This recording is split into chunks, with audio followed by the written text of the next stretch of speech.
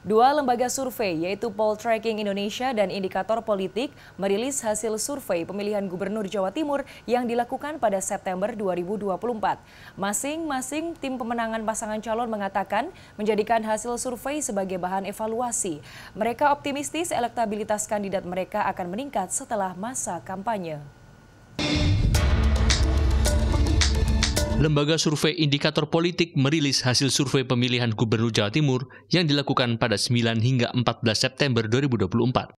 Hasilnya untuk simulasi 3 pasangan calon, pasangan nomor urut 2 Khofifah Indar Parawansa dan Emil Elistianto Dardak unggul di angka 61,2%.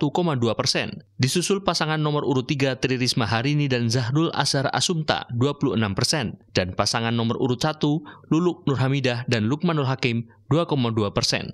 Sebelumnya, Poltreking Indonesia juga merilis hasil survei yang dilakukan pada 4 hingga 10 September 2024. Hasilnya, di wilayah Arek, Tapal Kuda, Mataraman, Pantura, dan Madura, Khofifah Emil berada di posisi teratas, disusul Risma Gus Hans dan Luluk Lukman.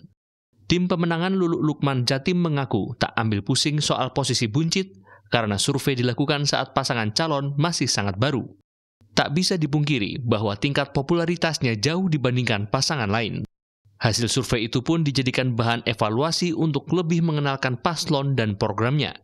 Seiring berjalannya masa kampanye, tim pemenangan optimistis dan menjadikan kemenangan Pileg kemarin sebagai barometer di Pilgub. Salah satu yang kemudian akan kita lakukan dan terus kita lakukan adalah turun turba ke bawah, di mana kemudian jika kemudian pasangan kami tidak bisa menjangkau semua elemen itu, maka mesin yang ada di kabupaten kota sampai kemudian tingkatan ranting itu yang juga akan membantu Gayung Bersambut dan Cancut Taliwondo untuk kemudian memperkenalkan ini pasangan kami, pasangan Luluk dan Lukman menjadi peserta untuk Fastabiqul Khairat, menjadi khodim pelayan masyarakat Jawa Timur untuk 5 tahun ke depan.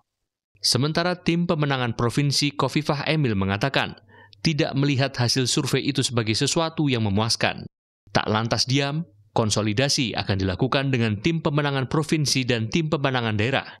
Selain itu juga akan menggerakkan semua elemen strategis dan turun ke daerah-daerah. Artinya respon masyarakat trust Khofifah Pak Emil cukup kuat dan ini menjadikan sesuatu yang memang harus kita genjot terus.